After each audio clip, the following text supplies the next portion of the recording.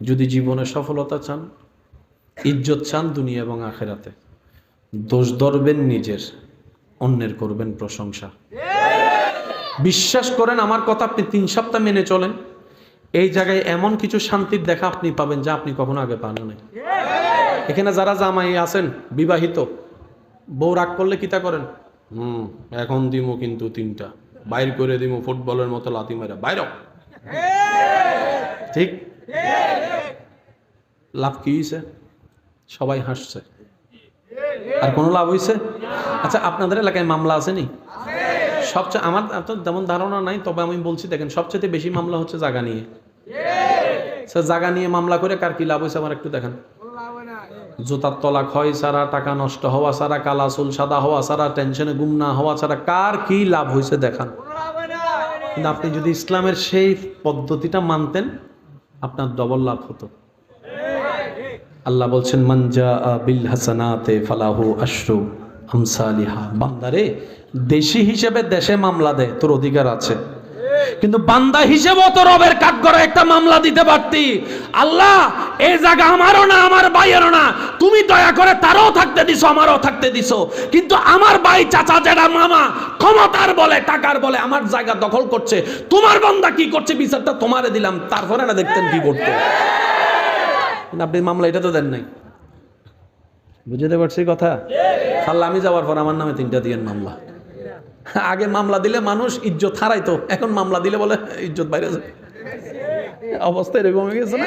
আল্লাহ আমাদের সবাইকে একটু বুঝার তৌফিক দান করুক। শেষ কথায় চলে আসলাম, একটু খেয়াল করবেন ভাইয়া। আল্লাহ পাক বলে যে, আমার জন্য একটুখানি কর, মন থেকে কর। শর্ত কিন্তু কঠিন না, একটুখানি কর, মন থেকে কর, আমার জন্য কর। তোর যে করাটা দেখে আমি রব খুশি হয়ে তোর সারা জীবনের গুনাহ মাফ করে তোকে জান্নাতে করে দিব। মূসা নবীর একজন বেশ্যা উম্মত, সারা জীবন গুনার সাগরে ডুবেছে, সবাই বলেছে জাহান্নামী। মৃত্যুর পরে আল্লাহ মূসা নবীকে জানালেন সে জান্নাতে হাঁটতেছে। মূসা নবী বলে, আল্লাহ, সারা জীবনে গুনার পাল্লা তো শুনলাম, দেখলাম, জান্নাতে কেন? তুমি দিতে পারো সেটা বিশ্বাস, তারপরে তো কোনো একটা কারণ তো থাকতে পারে। রব বলে যে সে মরার আগে এমন একটা কাজ করছে, আমি আল্লাহ খুশি হয়ে গেছি, ওই খুশি হয়ে তো গুনাহ মাফ করে দিয়েছে। আল্লাহ কাজটা কি? একটা কুত্তারে পানি খাওয়াইছে, একটা কুত্তারে পানি খাওয়াইছে। আল্লাহ কারণ খোঁজে, কারণ খোঁজে। সেজন্য আমি বলি, 24 ঘন্টায় 1টা মিনিট অন্তত দিল থেকে আল্লাহর জন্য রাখবেন। আমি 24 ঘন্টা চাই নাই আপনার কাছ থেকে, 1টা মিনিট। এটা একটা সিজদা হতে পারে, সেটা একটা দান হতে পারে। সুবহানাল্লাহ, একটু জোরে বলবেন না? আর একটু জোরে বলেন না সুবহানাল্লাহ। 1টা মিনিট কি বেশি হয়ে যাবে? 1টা মিনিট বেশি হয়ে যাবে? এই 1টা মিনিটের জন্য প্রস্তুতি নিতেই সারা জীবন শেষ হয়ে যায়। দান করলে আল্লাহ কি হয়? খুশি হয়। এবার আপনি যখন দানটা করতেছেন, তখন মিস্টার সাথে না, বেশি করে দে, বেশি করে দে, মাইছে তোর দানা বের করব, একটু মাইকের মধ্যে তোর নামে স্লোগান দিতে কো, বেশি করে দে, বেশি করে দে, বেশি করে দে। মসজিদ দিয়েছে আল্লাহর জন্য, কারোর সাথে ঝগড়া, একটা এটা আমঙ্গ মসজিদ, তুই বাইর, আল্লাহ কয়ে গেছে।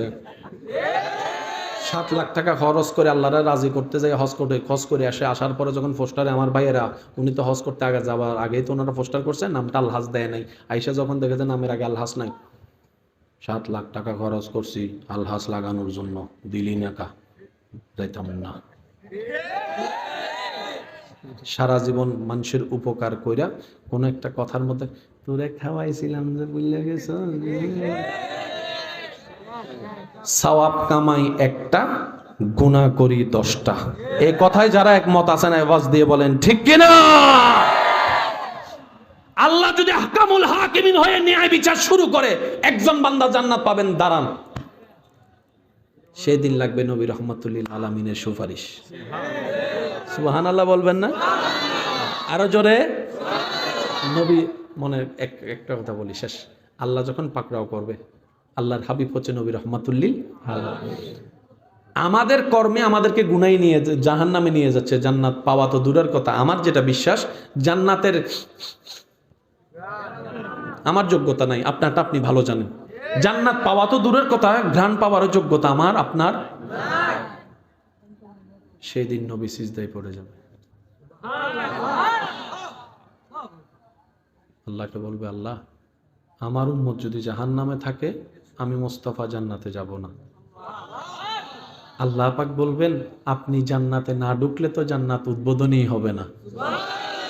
জান্নাত উদ্বোধন করতে নবীরে দরকার, নবী যাওয়ার জন্য উম্মতরে দরকার। এই হিসাবটা মিল যদি আপনি করতে চান, সূরা ফাতিহার 3 নম্বর আয়াত নিয়ে আজকে থেকে গবেষণা শুরু করেন। মালিকি ইয়াউমিদ্দিন আল্লাহ কেন বলেছেন, গবেষণা করবেন, সব ক্লিয়ার আপনার চোখের সামনে চলে আসবে। চিৎকার দিয়ে বলেন সুবহানাল্লাহ।